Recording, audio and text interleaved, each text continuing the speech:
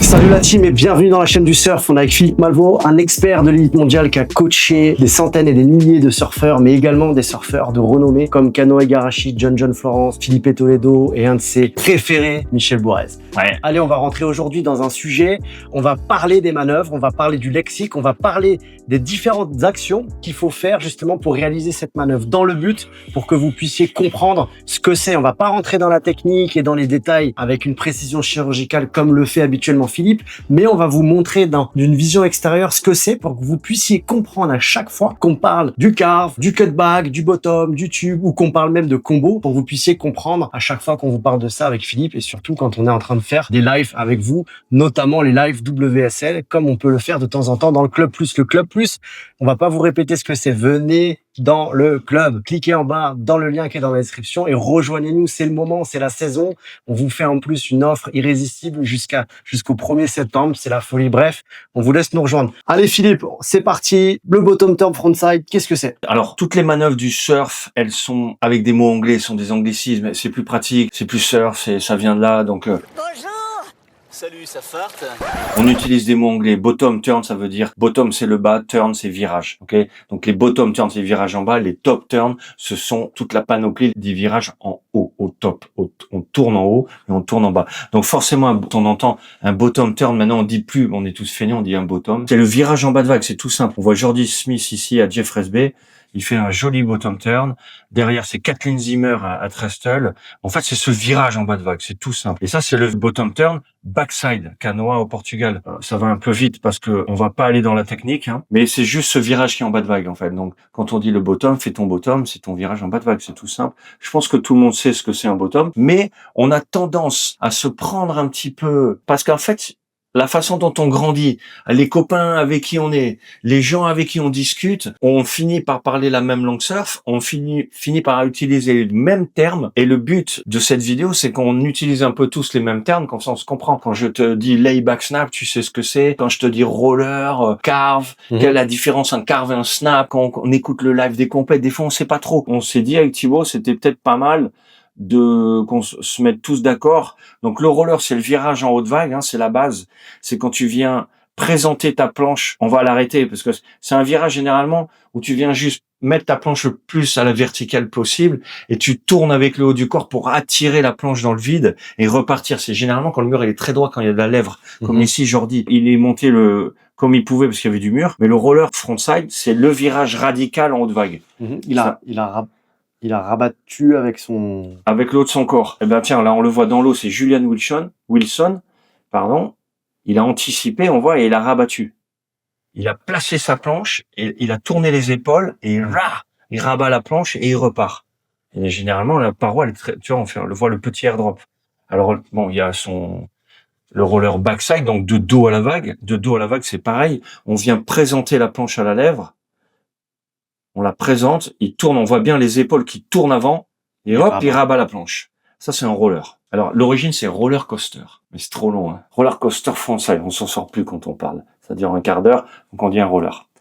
Donc, le roller, on monte la planche, on tourne les épaules, on anticipe, et on rabat la planche comme John ici. C'est très joli, c'est très risqué. L'autre manœuvre, parce qu'il y a deux grandes manœuvres en haute vague, généralement, il y a le roller, le snap. Et maintenant, on a le carve. On a trois grandes familles de manœuvres et elles ont des variantes. C'est quoi la différence entre un roller et un snap, Philippe? Alors, la différence entre le roller et le snap en anglais, ça veut dire casser. Tu vas venir casser ta vitesse, tu vas venir casser ta courbe. Le roller, tu vas chercher de la hauteur, comme le roller coaster dans les grands 8, et tu prends l'énorme pente. Le snap, tu vas venir dans la paroi, et au lieu d'anticiper avec le haut du corps, tu vas pousser avec tes jambes, et tu vas faire casser la courbe, snapper pour dégager une grosse gerbe. Tu le fais souvent en survitesse. Souvent, quand tu es en survitesse, tu peux te permettre de faire un snap. Et quand tu as des poches bien creuses devant toi et que la vague ralentit, parce que quand tu casses ta courbe et ta vitesse, tu as un temps pour repartir du snap. Et donc là, on voit John qui est... Il a vu que ça ralentissait un peu. Et que, bon, il est fou, c'est-à-dire que lui... D'ailleurs, c'est une très bonne remarque. Ça, c'est Aliva. La vague, elle a pas trop de mur, mais elle a beaucoup de power. Donc, il vient snapper dans la poche. Juste avant, c'est Jeffreys Bay. C'est une vague, c'est la plus rapide, une des plus rapides. Elle finit, la dernière section s'appelle Impossible. Donc la dernière section, elle gagne, elle vous dépasse. Donc tu fais des rollers plutôt pour gagner de la vitesse, pour faire la vague. Alors que et si tu prends un snap à JB, tu peux perdre ta vague, c'est dommage. Donc c'est super intéressant. On choisit la manœuvre en fonction du déferlement. Celle qui décide. Donc on se dit, tiens, on en parle beaucoup dans la méthode, hein. Tiens, le mur accélère, je monte, je me sers de cette manœuvre pour prendre de la vitesse. Incroyable. Le mur ralentit, vas-y, j'ai de la plein de vitesse, qu'est-ce que j'en fais, quoi? Vas-y, j'éclate la vague. Comme disait Gatien, je la tabasse. Donc là, il vient, on voit bien comment il met un coup de pied arrière. Boum! Il éclate le mur, elle est ultra puissante, c'est ultra risqué. Donc on va montrer un snap plus soft dans une vague normale qu'on surfe tous, hein, c'est Kathleen Simmer à Trestle. On voit bien le haut du corps, regarde bien Thibaut, qui part dans l'autre sens. Elle pousse avec les jambes, schlac. Elle n'a pas anticipé, il est là, alors que le roller, il serait déjà là. Exactement. Dans la descente. Mais son but, elle s'en fout, elle, d'accélérer. Elle sait que la vague, elle est lente. Elle veut mettre elle est en compète, là, elle veut mettre des points, là. Elle veut spray. Bam! Donc le bras qui part en arrière, c'est pas un problème. Au contraire, on s'en fout. Le haut du corps vient contrebalancer le déséquilibre créé par le bas du corps. C'est les jambes qui poussent. Donc tu peux pas avoir le haut du corps qui part dans l'autre sens. Comme ça. Non, tu peux pas. Et là, on le voit bien. Là, j'adore celle-là parce que c'est au ralenti. On voit bien comment elle va tendre la jambe pour snapper la courbe.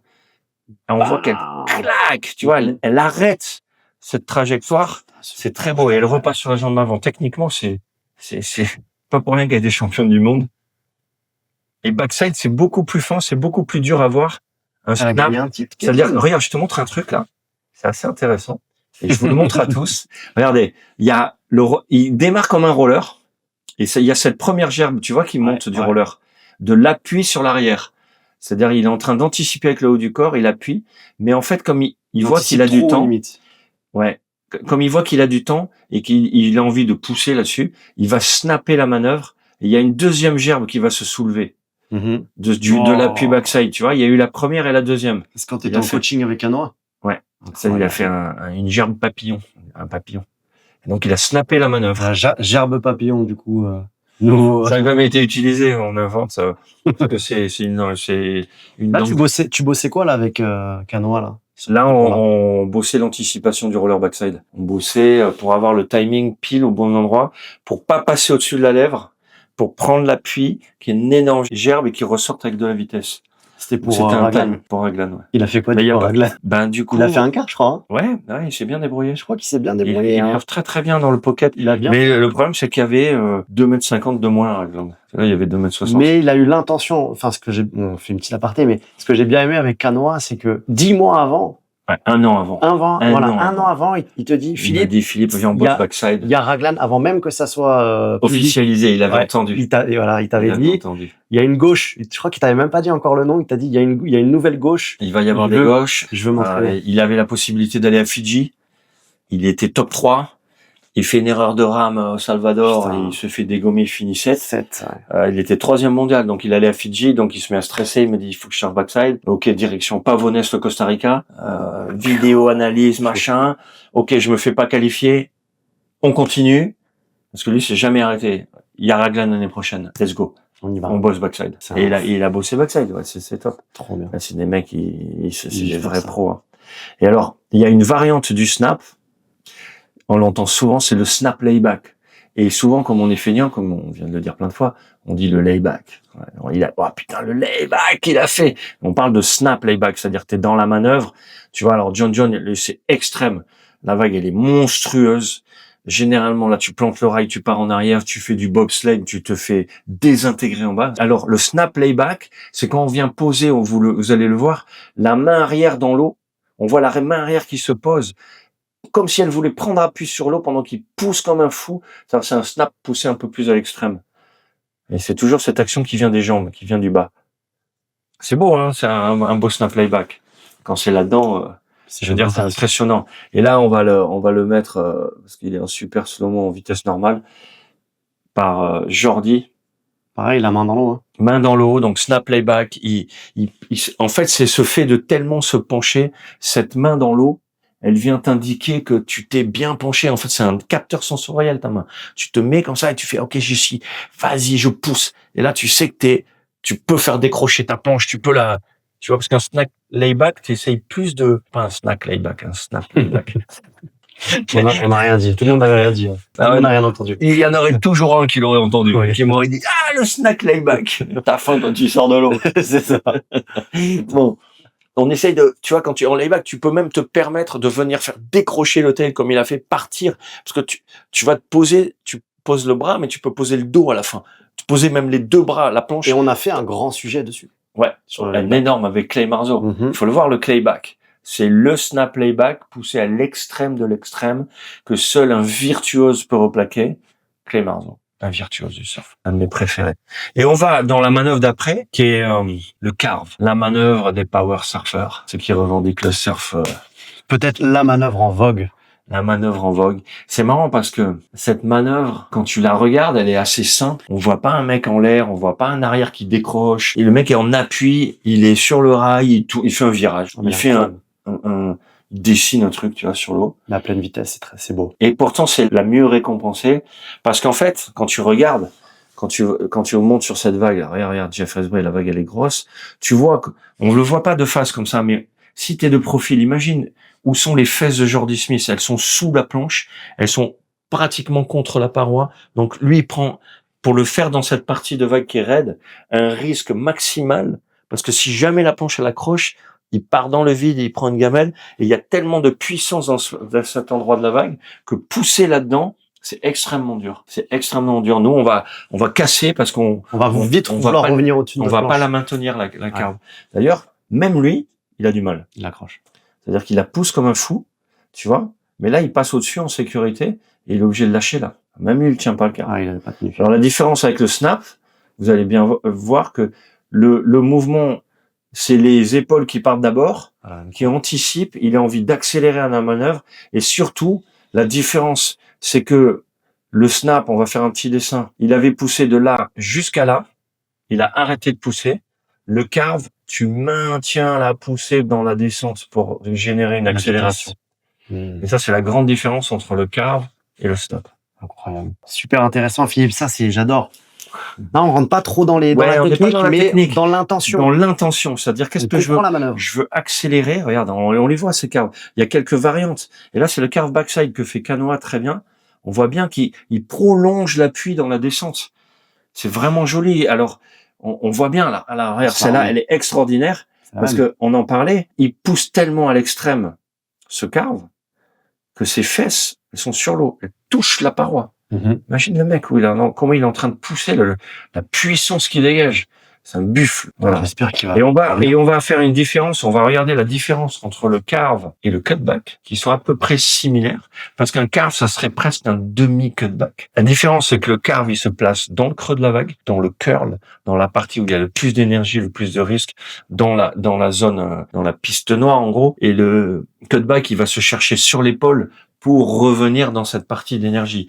C'est complètement différent comme approche. La première approche, c'est que tu fais une courbe qui va vers le bas. On va le voir, là. Et tu te rappelles, on en parlait, il dessine presque un S dans sa courbe, en fait. Il dessine un S. Donc, il dessine son S, et le cutback, on va le regarder en ralenti, parce qu'il va trop vite, Jordi. Il revient, hop. Donc, qu'est-ce qu'on voit, là? Que, à la différence du carve, la courbe, elle est beaucoup plus horizontale, et elle dessine comme un 8. En fait, parce qu'il est arrivé de là, en fait. Ça dessine une sorte de 8, comme ça, hop, le mouvement de l'infini, en fait. Et c'est pour ça qu'il y a le mouvement de l'infini. Dans la méthode, les amis. Parce que c'est la trajectoire permanente qui ne s'arrête jamais et, avec plein de secrets là-dedans. Là-dedans, il y a tous les détails techniques de ces manœuvres, en fait. Avec des points clés, des secrets, des petits tips pour se rappeler quoi faire pendant qu'on l'exécute. Donc, le cutback, voilà. Donc, et le cutback, vous allez souvent entendre un joli roundhouse. Donc pareil, on est fainéant. Alors on peut dire cutback roundhouse, on est français, ou roundhouse cutback parce qu'on est californien branché, ou vraiment roundhouse parce que on est californien de Saint-Clémenty. Donc c'est un roundhouse, ça veut dire on revient vraiment vers l'intérieur et on va chercher la maison là-bas. C'est-à-dire on va chercher un vrai roller. Alors pour moi, ça, Et c'est un la vrai manœuvre- bottom aussi. un vrai bottom, un vrai roller. Pour moi, ça, c'est la manœuvre la plus sous-cotée du surf. Le cutback, c'est quand tu sais faire un cutback en house, c'est comme si tu savais presque tout faire. Tu sais faire le carve, le bottom backside pour revenir. Tu sais aller venir placer ta planche à la verticale dans le réentrée backside, qui est super dur. Et ramener, c'est une manœuvre complète. Le mec, il a mis un roller backside sur une vague frontside. Ouais, et c'est pas une vague de 50 centimètres. Je sais pas si tu vois comment il va chercher Mais c'est le la lecture limite qu'il de a là. vague. La lecture de vague Ouais, qu'il a. c'est fabuleux. Regarde les bras en Qu'est-ce N. qu'il a décidé de faire. Il a décidé de faire ça. C'est incroyable. Il a vu ça, il a dit, regarde ça. Attends. Il a kiffé là, la remontée. Regarde le bottom. Il est couché sur l'eau. Hein. On se rend pas compte, hein, mais c'est fou. Là, il ouvre les épaules, il est sous la lèvre. Non, mais Il est sous la lèvre. c'est incroyable. Ça, c'est... Non, mais le mec, C'est beau. il aurait dû être Et champion il du fait monde. 2 mètres, hein, le gars. Il devrait être champion du monde. Il va l'être. Il mérite, mais là, il fait 19 ans, ouais, il est fatigué. Il est blessé en plus. Là. Bon, Flotteur. on continue. Le flotteur. Le flotteur, c'est quand on passe la section par-dessus la lèvre qui s'effondre. La mousse, le tube, on passe par-dessus. Donc, le flotteur, appui avant, wouah, on vient générer de la vitesse. On vient passer on prend un risque, hein, parce qu'on s'amuse à jouer avec le tube comme il fait.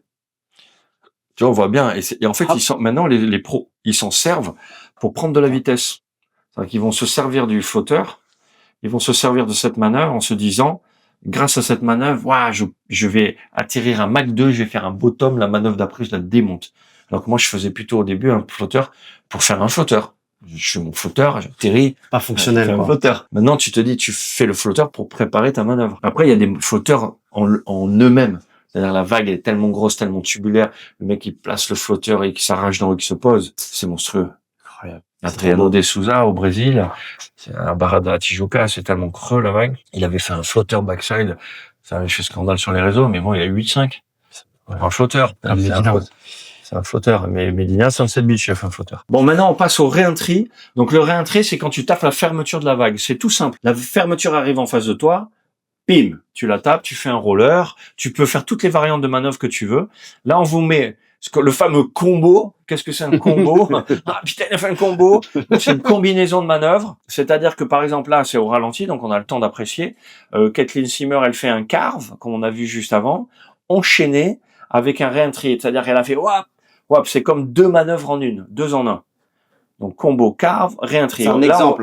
Là, on voit bien, ouais, c'est juste un exemple, mais c'était juste parce qu'on voyait très très bien ce réentry. Il est très sympa ce réentry. Et c'est voilà, c'est combo de manœuvre. Et la manœuvre reine du surf, tout le monde la connaît, hein, c'est le tube.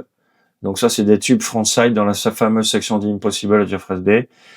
Voilà, les taches marron qui remontent, c'est les traces de sable, parce que tout le reste, c'est des rochers avec des moules. Faut pas tomber. Et bien sûr, le tube, alors on entend souvent grab rail. Ouais, il a fait un bon grab. Ouais, le grab et tout, c'est quand t'es de dos, t'attrapes le rail de ta planche. Grab.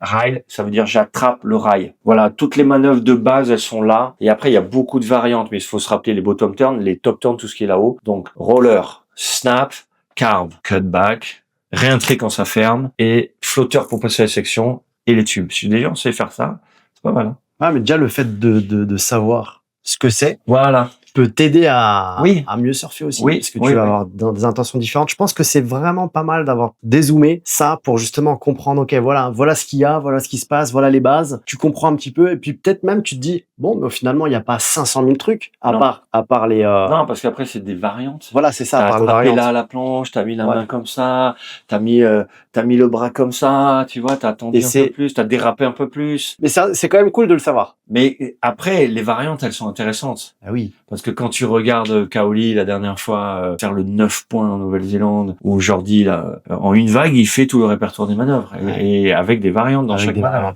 C'est quand même cool. Hein. La team, et justement, en vous parlant des variantes, on vous a préparé pour les membres du club sur Forest Plus Premium un épisode 2 bonus exclusif pour vous où on vous parle, regardez la suite.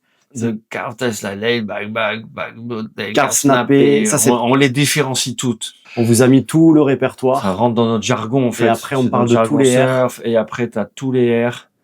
et quelques carves, quelques trucs de base. Mais il y a toutes les manœuvres. La team, rejoignez-nous. On a plus de 7 épisodes déjà dans le club sur ProS Plus Premium. C'est des épisodes de bonus où on vous en donne un peu plus. On parle en détail. C'est des petits secrets à chaque fois qui font la différence pour toi qui est passionné, qui veut progresser dans le surf et qui ne veut pas être ignorant. Rejoins-nous aujourd'hui. Tu as 7 jours d'essai gratuit. Let's go la team. Merci. You.